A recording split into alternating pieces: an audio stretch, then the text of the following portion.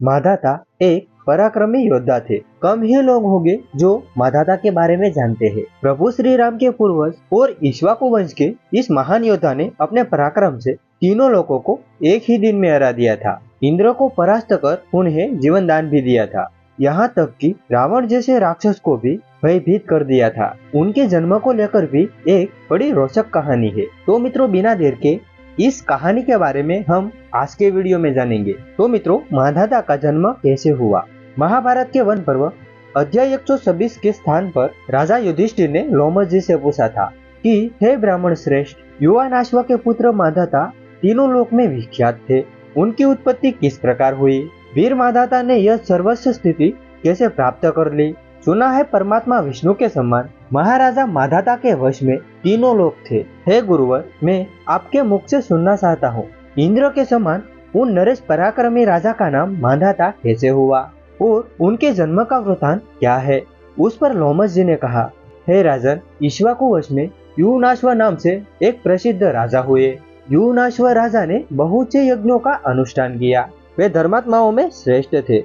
उन्होंने 1 सहस्त्र अश्वमेध पूर्ण करके दक्षिणा के साथ कई दूसरे यज्ञों द्वारा भगवान की आराधना भी की। वे महान व्रत का पालन भी करते थे। फिर भी उन राजा को कोई भी संतान नहीं थी। फिर वे राजा अपना भार मंत्रियों पर रखकर शास्त्रीय विधि के अनुसार अपने आप को परमात्मा चिंतन में लगाकर सदा वह वन में रहने लगे। एक दिन की बात है, राजा उपवास के कारण दुखी हो गए। प्यास से उनका हृदय सूखने लगा। उन्हें जल पीने की इच्छा से रात के समय ऋषि भृगु के आश्रम में प्रवेश किया। उसी समय महर्षि भृगु ने राजा के पुत्र की प्राप्ति के लिए एक इष्टि की थी। उस इष्टि के समय महर्षि ने मंत्रपूत जल से एक बहुत बड़े कलश को भरकर रख दिया था। वह कलश का जल पहले से आश्रम के भीतर इस उद्देश्य से रखा था कि इस जल को पीकर राजा की पत्नी इंद्र के समान शक्तिशाली पुत्र को जन्म दे। उस कलश को वेदी पर रखकर सभी ऋषि सो गए। राज में देर तक जगने के कारण वे सभी थके हुए थे। युवनाश्व उन्हें लांघकर आगे बढ़ गए। वे प्यास से पीड़ित होने के कारण उनका कंठ सूख गया था। पानी पीने की अत्यंत अभिलाषा से वे उन आश्रम के भीतर चला गया और शांत भाव से जल के लिए याचना करने लगा, परंतु उस समय उनका पुकार कोई सुन न सका। बाद में उन राजा ने वो कलश देखा। देखते ही वह जल का लोटा उन्होंने पी लिया और वह जल पीकर उन्हें बड़ी शांति हुई। तत्पश्चात श्रवण मुनि के सहित सभी मुनि जाग उठे। उन सभी ऋषि ने उन कलश को जल से शून्य देखा। फिर वह मुनि एकाग्र होकर एक दूसरे से पूछने लगे कि यह किसका काम है। बाद में उस राजा ने आकर कहा कि हे मुनिवर, यह मेरा कर्म है, मैंने ही इस जल को पिया है। तब मुनि व्यवन ने कहा, हे राजन, तुमने ठीक नहीं किया। इस कलश में मैंने तुम्हारे पुत्र की प्राप्ति के लिए तपस्या से प्राप्त जल रखा था। हे राजन, उस विधि से इस जल को मैंने शक्ति संपन्न कर दिया था। एक महाबली और पराक्रमी पुत्र प्राप्त होगा जो अपने पराक्रम से इंद्र को भी परास्त करने की शक्ति रखता है। उसी जल को तुमने पी लिया। यह तुमने अच्छा नहीं किया। अब हम लोग भी इस प्रभाव को टालने या बदलने से असमर्थ है। तुमने जो ऐसा कार्य कर डाला, इसमें निश्चय ही देव की प्रेरणा है।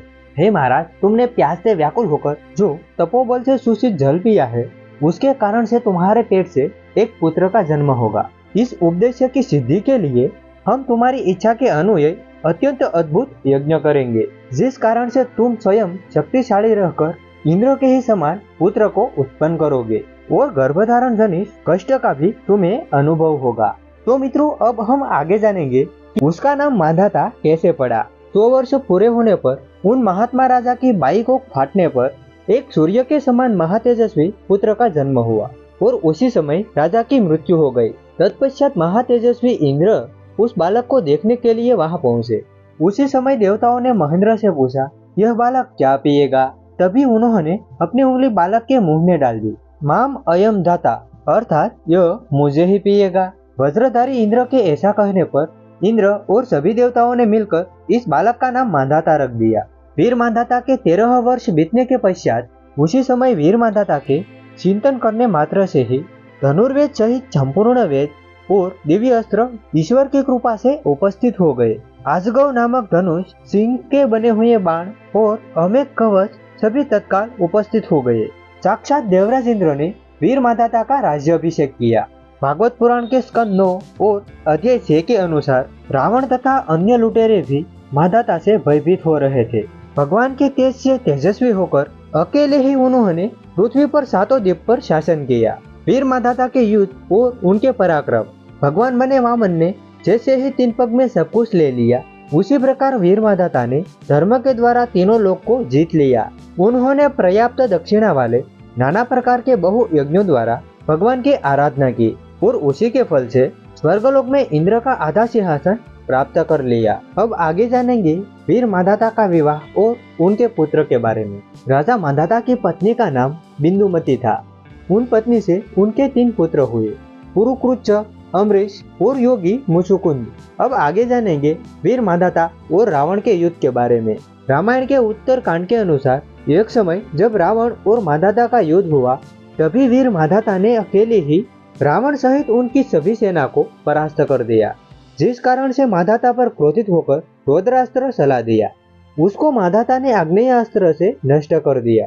फिर रावण ने गंधर्व अस्त्र का उपयोग किया, उसे भी वीर माधाता ने ब्रह्मास्त्र से नष्ट कर दिया। जब रावण की सेना भयभीत होने लगी, तब रावण ने पाशुपास्त्र का आह्वान किया, जिससे सभी सृष्टि के प्राणी भयभीत होने लगे। तभी वहां पर ओलसत्य तथा गावल्व ऋषि आए, जिन्होंने उन दोनों को युद्ध रोकने का आदेश दिया। अब हम आगे जानेंगे माधाता और लवणासुर का युद्ध। वाल्मीकि रामायण के ही उत्तरकांड स्वर्ग 67 के अनुसार जब माधाता ने स्वर्ग जीतने की तैयारी की, तभी इंद्र सहित सभी देवताएं भयभीत हो गए।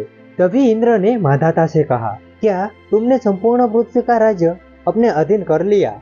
उस पर वीर माधाता बोले, पृथ्वी पर मेरी आज्ञा का पालन कहाँ नहीं होता। उस पर इंद्र बोले, मधु देवता के पुत्र लवणासुर तुम्हारी आज्ञा का पालन नहीं करता। यहाँ पर इंद्र ने बड़ी ही चतुरता दिखाई। सिर्फ उसको ही पता था कि लवणासुर के पास भगवान शिव का अमोघ अस्त्र है। वीर माधाता बिना कुछ सोचे ही क्रोधित होकर लवणासुर से युद्ध करने चले गए और चारों ओर बाणों से वर्षा कर लवणासुर को पीड़ित कर दिया। जब उस असुर का और कोई बच न चला, तभी उसने निश्चित मृत्यु से बचने के लिए भगवान शिव का दिया हुआ शूल माधाता पर छोड़ दिया। उस त्रिशूल का बल अमिट था।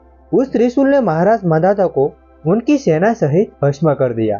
तो मित्रों, आपको यह कहानी अच्छी लगी तो लाइक करना ना भूले और ऐसी ही धार्मिक कहानी के लिए इस चैनल को भी सब्सक्राइब करना ना भूले।